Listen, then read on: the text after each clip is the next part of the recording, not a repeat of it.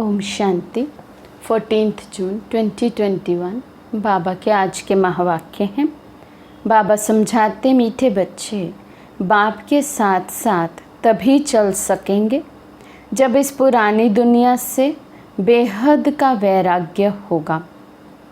प्रश्न है, भगवान समर्थ होते हुए भी उसके रचे हुए यज्ञ में विघ्न क्यों पड़ते हैं? बाबा समझाते, क्योंकि रावण भगवान से भी तीखा है। ज़रूर जब उसका राज्य छीना जाएगा तो वे विघ्न डालेगा ही। शुरू से लेकर ड्रामा अनुसार इस यज्ञ में विघ्न पड़ते ही आए हैं, पड़ने ही है। हम पतित दुनिया से पावन दुनिया में ट्रांसफ़र हो रहे हैं तो ज़रूर पतित मनुष्य विघ्न डालेंगे। गीत है, ओ दूर के मुसाफिर। ओम शांति। मीठे मीठे रूहानी बच्चों ने गीत की लाइन सुनी। जैसे वेद शास्त्र आदि भक्ति मार्ग का रास्ता बताते हैं, वैसे गीत भी थोड़ा रास्ता बताते हैं। वे तो कुछ समझते नहीं। शास्त्रों की कथाएं आदि सुनना वे जैसे है कन्नरस। अब बच्चे जानते हैं दूर देश का मुसाफिर किसको कहा जाता है। आत्मा जानती है हम भी दूर के मुसाफिर हैं। हमारा घर शांति धाम है। मनुष्य इन बातों को नहीं समझे तो गोया कुछ भी नहीं समझे। बाप को ना जानने से सृष्टि चक्र को कोई नहीं जानते। ये आत्मा समझती है कि शिव बाबा कहते हैं, मैं टेम्परेरी जीव आत्मा बनता हूँ, तुम स्थायी जीव आत्मा हो। मैं सिर्फ संगम पर ही टेम्परेरी जीव आत्मा हूँ, सो भी तुम्हारे मुआफिक नहीं बनता।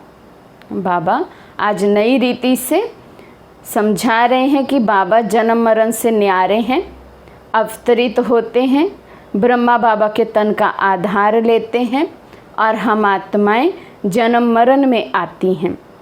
बाबा कहते, भले मैं टेम्परेरी जीवात्मा बनता हूँ लेकिन उसमें भी तुम्हारे जैसा नहीं बनता हूँ। हम बच्चे तो, हम आत्माएं तो गर्भ से जन्म लेती हैं, लेकिन बाबा अवतरित होते हैं, ब्रह्मा बाबा के तन का आधार लेते हैं। बाबा कहते, मैं इस जीव में प्रवेश करता हूँ अपना परिचय देने, नहीं तो तुमको परिचय कैसे मिले। बाप ने समझाया है रूहानी बाप एक ही है जिसको शिव बाबा अथवा भगवान कहते हैं, दूसरा कोई नहीं जानते। इसमें पवित्रता का भी बंधन है। बड़े ते बड़ा बंधन है अपने को आत्मा समझना। जिस दूर के मुसाफिर पतित पावन को भक्ति मार्ग में याद करते हैं, वे रूहानी बाप समझाते हैं, मैं सबको ले चलूँगा, किसी को भी छोड़ नहीं जाऊँगा।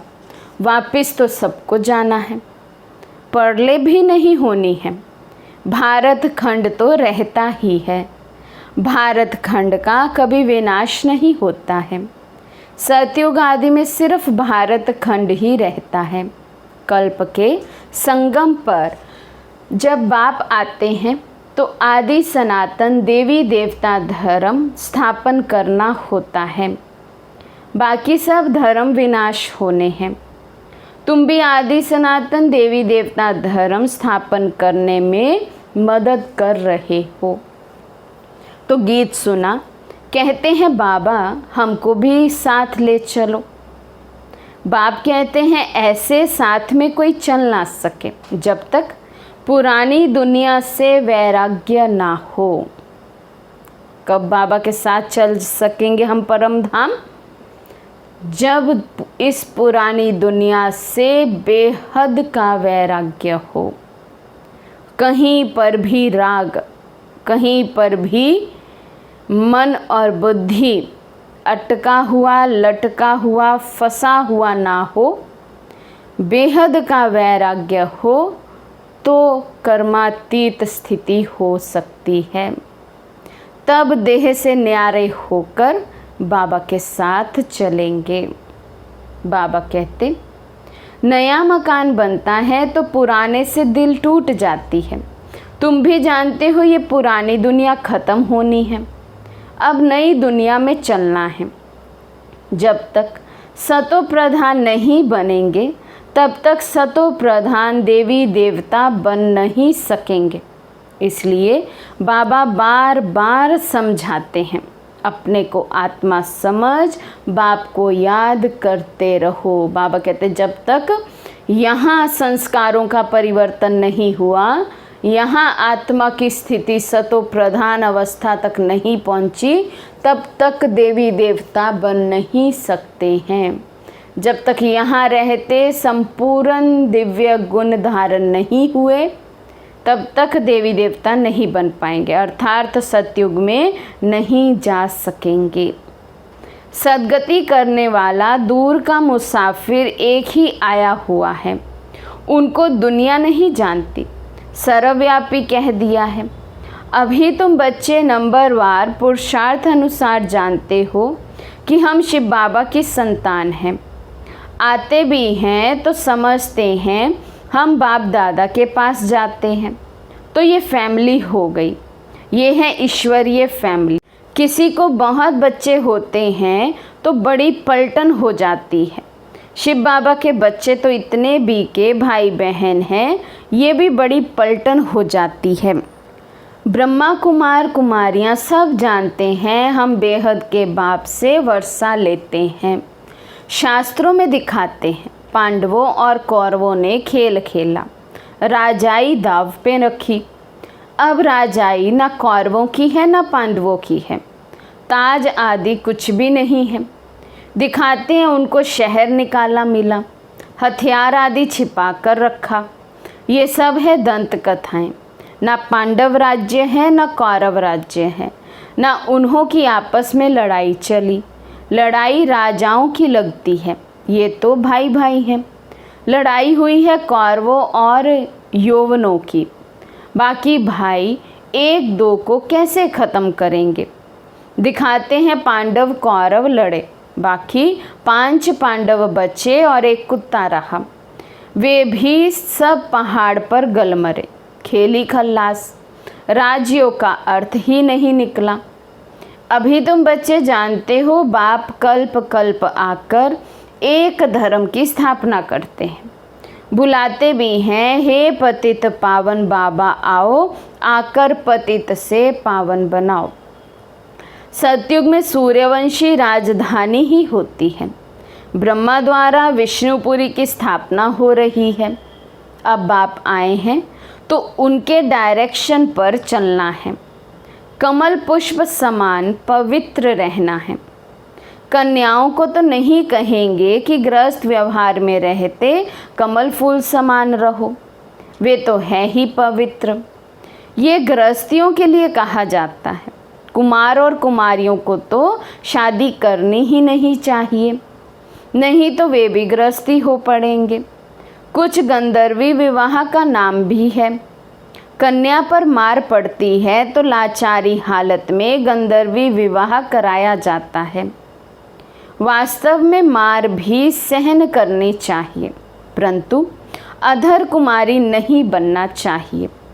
बाल ब्रह्मचारी का नाम बहुत होता है। शादी की तो फिर हाफ पार्टनर हो गए। कुमारों को कहा जाता है तुम तो पवित्र रहो। गृहस्थ व्यवहार वालों को कहा जाता है गृहस्थ व्यवहार में रहते कमल फूल के समान बनो। उन्हों को ही मेहनत होती है। शादी ना करने से बंधन नहीं रहेगा। कन्या को तो पढ़ना है और ज्ञान में बहुत मजबूत रहना है। छोटी कुमारियाँ जो सगीर हैं उनको तो हम ले नहीं सकते। जो आयु में छोटी हैं, नाबालिग हैं, सगीर हैं, उस समय भी और अभी भी यज्ञ में उनको समर्पित नहीं किया जाता है। जब आयु पूरी हो जाती है, बालिग हो जाते हैं, तभी सेंटर में या फिर यज्ञ में समर्पित किया जाता है। बाबा कहते वे अपने घर में रहकर पढ़ सकती हैं। माता पिता ज्ञान में आए तो सगीर को ले सकते हैं। ये तो स्कूल का स्कूल है, घर का घर है और सत्संग का सत्संग है। सत माना एक बाप, जिसके लिए ही कहते हैं ओ दूर के मुसाफिर। आत्मा गोरी बनती है, बाप कहते हैं मैं मुसाफिर सदा गोरा रहता हूँ। प्योरिटी में रहने वाला हूँ मैं, आकर सभी आत्माओं को पवित्र गोरा बनाता हूँ, और तो कोई ऐसे मुसाफिर है नहीं। बाप समझाते हैं मैं आया हूँ रावण राज्य में, ये शरीर भी पराया है।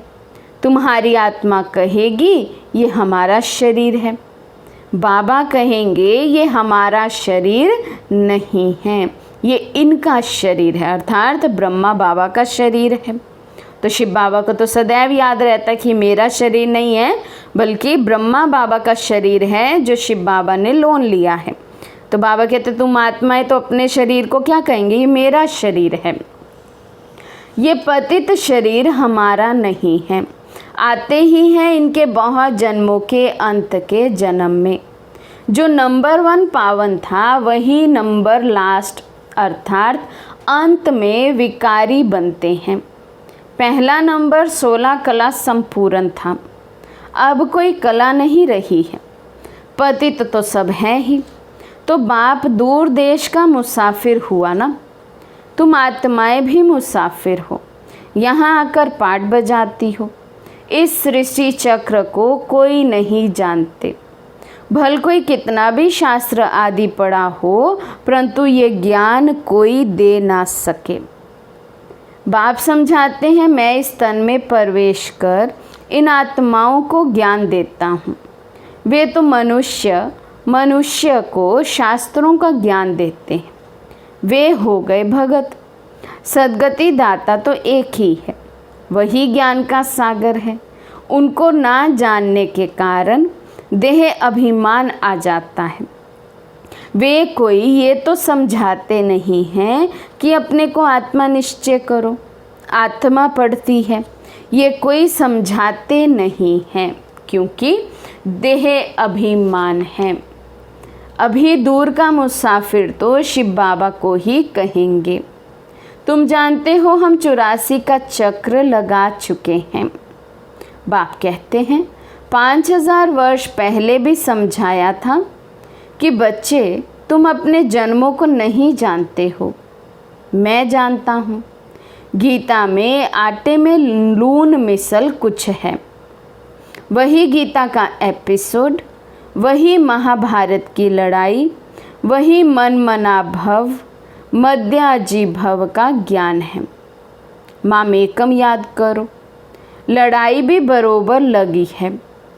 पांडवों की विजय हुई, विजयमाला विष्णु की गाई जाती है। शास्त्रों में तो दिखाया है पांडव गल मरे, फिर माला कहाँ से बनी।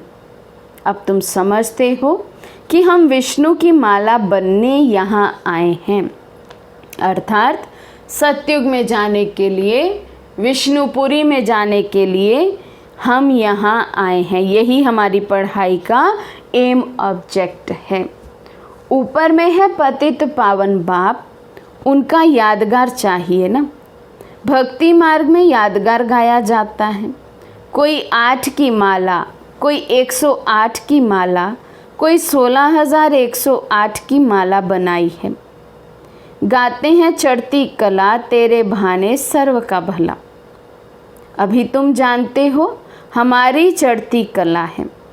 हम चले जाएंगे अपने सुख धाम, फिर हम वहाँ से नीचे कैसे उतरते हैं, 84 जन्म कैसे लेते हैं, ये सारा ज्ञान तुम्हारी बुद्धि में है। ये ज्ञान भूलना नहीं चाहिए। हमारे सब दुख दूर करने, श्राप मिटाए, सुख का वर्षा देने बाप आया है। तो बाबा कहते ये बात कभी भी नहीं भूलनी चाहिए कि कैसे हम 84 का चक्र लगाते हैं, कैसे हम नीचे उतरते हैं, फिर बाबा आते हैं हमें दुखों से दूर कर हम आत्माओं को जो रावण ने श्राप दिया है उस श्राप से मुक्त कर मनुष्य से देवता बनाने के लिए बाबा आए हैं। रावण के श्राप से सबको दुख होता है, तो अब बाप को और वर्षे को याद करना है। तुम जानते हो सूर्यवंशियों ने भारत में राज्य किया। भारत में ही शिव बाबा आते हैं। भारत ही स्वर्ग था। ये घड़ी घड़ी बुद्धि में याद करना पड़े। जिसने 84 का चक्र नहीं खाया होगा वे ना धारणा करेंगे ना कराएंगे। उसके लिए समझा जाएगा कि इसने 84 जन्म नहीं लिए हैं। ये देरी से आते हैं, स्वर्ग में नहीं आते हैं। पहले पहले जाना तो अच्छा है ना। नए मकान में पहले खुद रहते हैं, फिर किराए पर चढ़ाते हैं। तो बाबा कहते नई सृष्टि बनती, नया मकान बनता है, तो ज़रूर बच्चों को ऐसी मेहनत करनी चाहिए जो बच्चे पहले पहले जन्म में वहाँ पर आएँ। तो वे फिर सेकंड हैंड हुआ ना। सतयुग में नई दुनिया, त्रेता सेकंड हैंड कहेंगे। तो अब बुद्धि में आता है हम स्वर्ग नई दुनिया में जाएं। पुरुषार्थ करना है, प्रजा भी बनती जाएगी। पुरुषार्थ क्या करना है? राजा बनने का। प्रजा बाबा कहते बनती जाएगी, आप अपना फ़र्ज़ अदा करते जाओ, लेकिन अपना स्वयं का जो पुरुषार्थ है वो ऐसा हो कि राजा पद पाएं हम। तुमको मालूम पड़ता जाएगा कि माला में कौन कौन पिरो सकते हैं। अगर किसी को सीधा कहा जाए कि तुम नहीं आएंगे तो हार्ट फेल हो जाए। इसलिए कहा जाता है कि पुरुषार्थ करो, अपनी जांच करो कि हमारा बुद्धि योग भटकता तो नहीं है। तो बुद्धि योग भटकता होगा तो फिर राजाई पद कैसे पाएंगे, फिर सतयुग में कैसे आएंगे? फिर तो कम मेहनत कर रहे हैं, कम अटेंशन रख रहे हैं, कम पुरुषार्थ कर रहे हैं, तो पद भी कम पाएंगे। तुम्हारा शिव बाबा से कितना लव होता जाता है।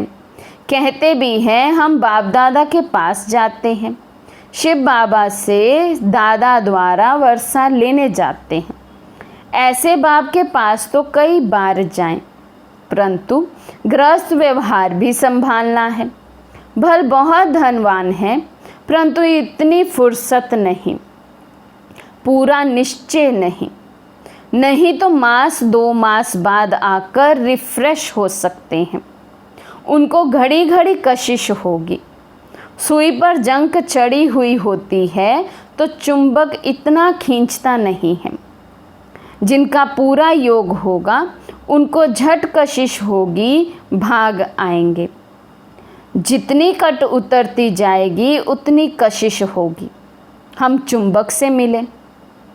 गीत है चाहे मारो चाहे कुछ भी करो, हम डर से कभी नहीं निकलेंगे, परंतु वे अवस्था तो पिछाड़ी में होगी। कट निकली हुई होगी तो वे अवस्था होगी। बाप कहते हैं हे आत्माओं मन मना भव, रहो भल अपने गृहस्थ व्यवहार में। ऐसे नहीं कि यहाँ भाग कर आए बैठ जाना है। सागर पास बादलों को आना है रिफ्रेश होने, फिर सर्विस पर जाना है। बंधन जब खलास हो तो सर्विस पर जा सकें। माँ बाप को अपने बच्चों को संभालना है, बाप की याद में रहना है, पवित्र बनना है। बाप ने समझाया है अनेक प्रकार के विघ्न ज्ञान यज्ञ में पड़ते हैं। कहते हैं ईश्वर तो समर्थ है, फिर विघ्न क्यों? मनुष्यों को पता ही नहीं है रावण भगवान से भी तीखा है। उनकी राजाई छीनी जाती है तो अनेक प्रकार के विघ्न पड़ते रहते हैं। ड्रामा प्लान अनुसार फिर भी विघ्न पड़ेंगे। शुरुआत से लेकर पतितों के विघ्न पड़ते हैं। शास्त्रों में भी लिख दिया है कृष्ण को 16,108 पटरानियाँ थी, सर्प ने डसा, राम की सीता चुराई गई। अब रावण स्वर्ग में कहाँ से आए? झूठ तो बहुत है। कहते हैं विकार बिगर बच्चे कैसे होंगे। उनको पता ही नहीं जो वर्षा लेने वाले होंगे वही आकर समझेंगे। तो इस ज्ञान यज्ञ में असुरों के विघ्न पड़ते हैं। पतित को असुर कहा जाता है ही रावण संप्रदाय। अभी तुम संगम पर हो, रावण राज्य से किनारा कर लिया है, फिर भी कुछ लेस आती है। ये बुद्धि में ज्ञान है कि हम जा रहे हैं, बैठे तो यहाँ ही है। बुद्धि में ज्ञान है, बैठे यहाँ हो, परंतु उनसे जैसे तुमको वैराग्य है। ये छीछी दुनिया कब्रिस्तान बननी है। भल बाबा कहते बैठे इस पुरानी दुनिया में ही है, लेकिन इसमें रहते हुए भी जैसे कि पुरानी दुनिया से वैराग्य हो, ये अवस्था चाहिए। भिन्न भिन्न पॉइंट्स से समझाया जाता है, वास्तव में तो एक ही पॉइंट है, मन मना भव।